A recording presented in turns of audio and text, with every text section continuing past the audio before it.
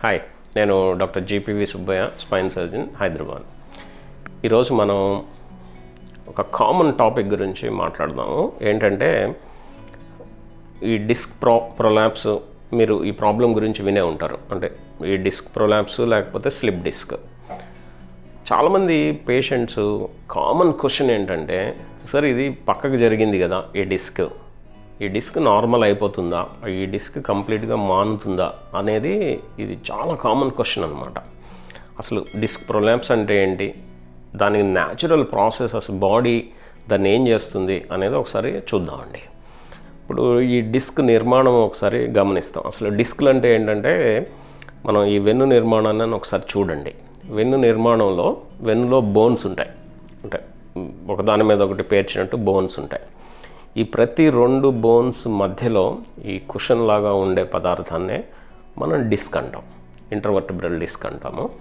ఇవి మెడలో ఉంటాయి, మన ఛాతీ వెనకాల భాగం ఉన్న స్పైన్లో ఉంటాయి, నడుములో కూడా ఉంటాయి. ఈ స్లిప్ డిస్క్ అంటే ఈ డిస్క్ ఒక్కొక్కసారి పక్కకి జరిగి ఈ నరాలని ప్రెస్ చేసే అవకాశాలు ఉన్నాయి. ఈ డిస్క్ ప్రొలాప్స్ అనేది ఎక్కువగా నడుములో జరుగుతూ ఉంటుంది. అందులోనూ L5S1, L4-5 ఏరియాస్లో చాలా ఎక్కువగా జరుగుతూ ఉంటుంది. ఈ మెడలో కూడా ఈ డిస్క్ ప్రొలాప్స్ అనేది జరగచ్చు, స్లిప్ డిస్క్. రేర్గా మనకి డార్సల్ స్పైన్ అంటే ఏంటంటే ఈ ఛాతీ వెనక భాగంలో ఉండే స్పైన్లో కూడా జరగచ్చు. సో ఎక్కువ శాతం డిస్క్ ప్రొలాప్స్లు నడుములో జరుగుతాయి, ఆ తర్వాత మెడలో జరుగుతాయి, ఆ తర్వాత రేర్గా ఈ డార్సల్ స్పైన్లో జరగచ్చు. సో ఈ డిస్క్ ప్రొలాప్స్, ఈ డిస్క్ నిర్మాణం గురించి ఒకసారి చూద్దాం. ఈ డిస్క్ నిర్మాణాన్ని మనం ఈ డిస్క్ని ఒక ఎగ్తో పోల్చొచ్చు. అంటే ఏంటంటే దీనికి 2 లేయర్స్ ఉంటాయి, బయట పొర, ఈ లోపల ఒక లేయర్ అంటాము. ఈ ఇన్నర్ లేయర్ను జెల్లీలాగా ఉంటుందన్నమాట. అంటే ఎగ్లో లోపల ఎలా ఉన్నదో అలాగా జెల్లీ లైక్ మెటీరియల్ ఉంటుంది. దీన్నే మేము న్యూక్లియస్ పల్పోసస్ అంటాం.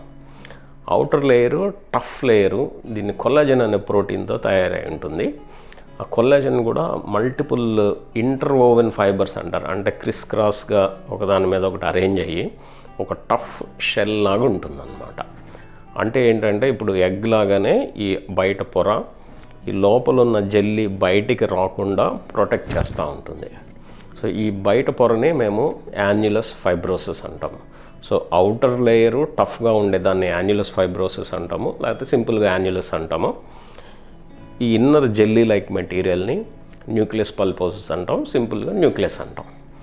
సో ఈ డిస్క్ ప్రొలాప్స్లో ఏమవుతుందంటే, ఈ అవుటర్ లేయర్లో అంటే ఈ యాన్యులస్లో చిన్న ఏదన్నా డిఫెక్ట్ వచ్చి ఆ డిఫెక్ట్ ద్వారా లోపలున్న జెల్లీ బయటికి వచ్చేస్తుంది అన్నమాట.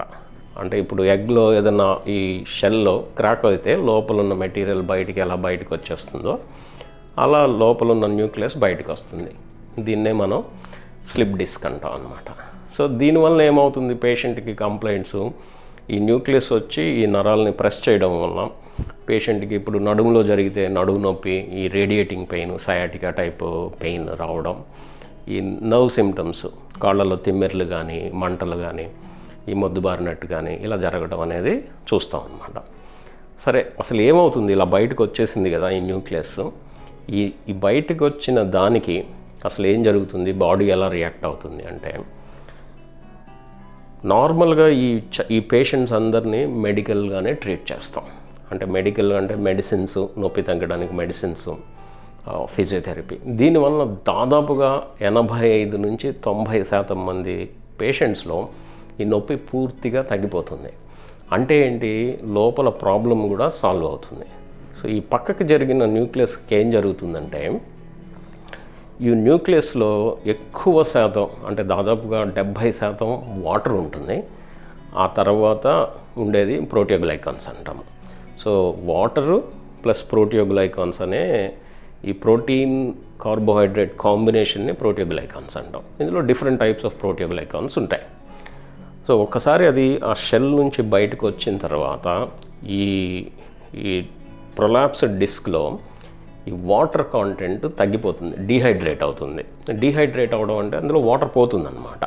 సో ఆ వాటర్ పోవడం వలన అది ష్రింక్ అవుతుంది స్లోగా. అంటే పక్కకు జరిగిన జెల్లీ లాంటి మెటీరియల్ ష్రింక్ అవుతుంది వాటర్ తగ్గడం వలన. ఆ తర్వాత బాడీ ఏం చేస్తుందంటే మన శరీరం నార్మల్గా ఏదైనా సరే మనకి ఫర్ ఎగ్జాంపుల్ వైరస్ అటాక్ అయింది, లేకపోతే బ్యాక్టీరియా అటాక్ అయింది, లేకపోతే ఏదైనా ఫంగస్ అటాక్ అయింది, లేకపోతే పారసైట్ కానీ ఏదైనా వచ్చింది, ఏదైనా ఫారిన్ మెటీరియల్ మన శరీరంలోకి ఎంటర్ అయినప్పుడు మన బాడీ ఇమ్యూన్ సిస్టము ఆ ఫారిన్ మెటీరియల్ని అటాక్ చేసి దాన్ని చంపేయడం చేస్తుంది. ఇందులో వన్ ఆఫ్ ది ప్రాసెసెస్ని మేము ఫాగోసైటోసిస్ అంటాం. ఫాగోసైటోసిస్ అంటే ఏంటంటే, ఇప్పుడు ఒక బ్యాక్టీరియా ఉందనుకుందాం, మన శరీరం ఎక్కువగా ఈ ఫాగోసైటోసిస్కి రెస్పాన్సిబుల్ ఏంటంటే ఈ మోనోసైట్స్, మ్యాక్రోఫేజెస్ అనే కణాలు ఉంటాయి. ఇవి మన రక్తంలో ఉంటాయి, మన శరీరంలో ఇతరత్ర భాగాల్లో కూడా ఉంటాయి అన్నమాట. ఈ మోనోసైట్స్, మ్యాక్రోఫేజెస్ ఏం చేస్తాయంటే ఈ బ్యాక్టీరియాని సరౌండ్ చేసి ఎన్గల్ఫ్ చేసి తినేస్తాయి. సింపుల్గా తెలుగులో చెప్పుకోవాలంటే తినేస్తాయి.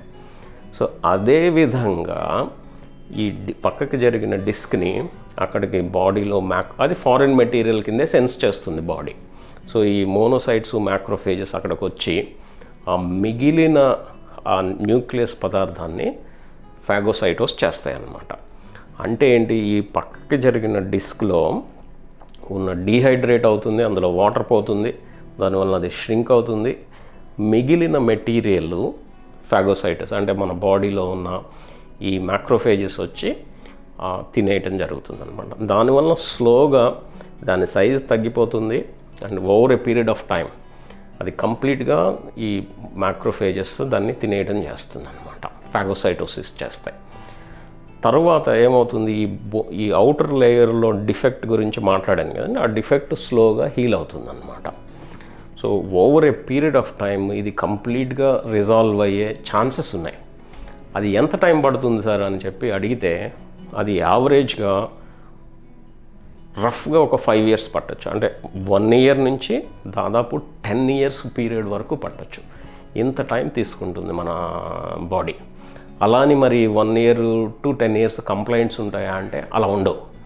చాలామందికి ఈ కంప్లైంట్స్ మొదటి 4 వారాల్లో తగ్గిపోతూ ఉంటాయి. ఆ తర్వాత లోపల ఆ డిస్క్ పక్కకి జరిగి ఉన్నా కూడా పేషెంట్కి కంప్లైంట్స్ ఏమీ లేకపోతే దాన్ని మనం ఏమీ చేసేది లేదనమాట. సో ఆన్సర్ ఏంటంటే ఈ పక్కకి జరిగిన డిస్క్ స్లోగా over a period of time body దాన్ని రిజాల్వ్ చేస్తుంది, కానీ అది టైం ఎక్కువ పడుతుంది అన్నమాట. అలా అని మనం దీని గురించి భయపడిపోయి ప్రతి పేషెంటు సర్జరీ చేయించుకోవాల్సిన అవసరం లేదు. సో చాలామంది పేషెంట్స్ మనం చెప్పాను కదండి, 4 నుంచి 6 వారాల్లో వాళ్ళ కంప్లైంట్స్ తగ్గిపోతాయి. ఈ కంప్లైంట్స్ కూడా మనం మెడిసిన్స్ ఇచ్చినా ఇవ్వకపోయినా కూడా న్యాచురల్గానే ఆ కంప్లైంట్స్ ఈ 4 to 6 weeksలో తగ్గిపోతాయి. కానీ ఈ 6 weeks కంటే ఎక్కువ కంప్లైంట్స్ ఉంటే, అంటే పేషెంట్కి 6 weeks దాటి కంప్లైంట్స్ ఉంటే ఈ మెడికల్ ట్రీట్మెంట్తో తగ్గే అవకాశాలు తగ్గుతూ ఉంటాయి అన్నమాట.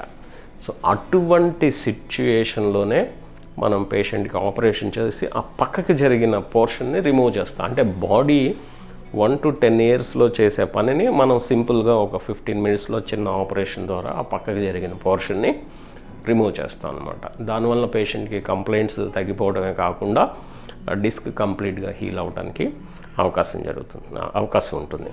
సో ఇదండి నార్మల్గా స్లిప్ డిస్క్ పక్కకి జరగడం అనేది స్లోగా డెఫినెట్గా రిజాల్వ్ అవుతుంది, కానీ అది టైం పడుతుంది. లోపల ఎలా ఉన్నా కానీ మనకి కంప్లైంట్స్ తగ్గిపోతే లోపల పరిస్థితిని మనం పట్టించుకోవాలన్నమాట. ఇదండి డిస్క్ ప్రొలాప్స్ ఇలా హీల్ అవుతుంది.